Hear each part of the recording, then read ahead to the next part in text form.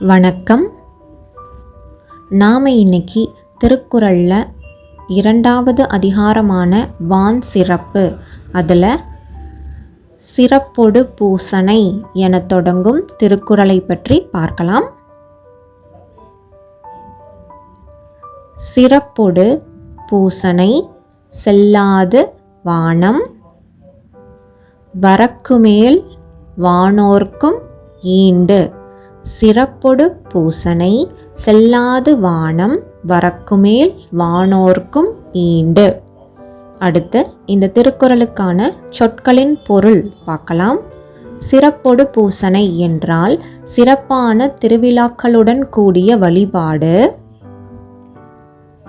செல்லாது என்றால் நடைபெறாது. எப்போதென்றால் வானம், அதாவது வான்மேகமானது, வரக்குமேல் என்றால் வறண்டு போனால் அல்லது மழை பெய்யாது போனால். பொதுவாக யாருக்கு பூசை அல்லது வழிபாடு இங்கே நடக்கும்? அதுக்கான விடை அடுத்து சொல்லியிருப்பாங்க. வானோர்க்கும், அதாவது விண்ணவருக்கும்.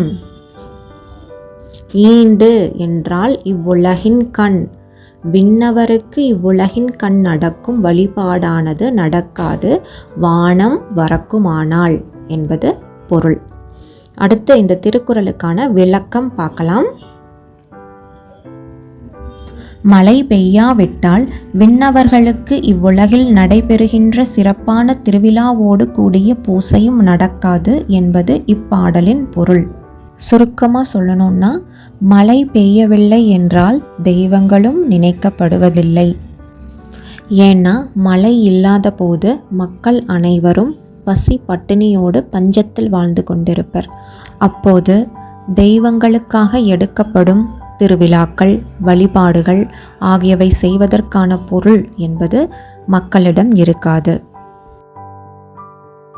சிறப்பொடு பூசனை செல்லாது வானம் வரக்குமேல் வானோர்க்கும் ஈண்டு.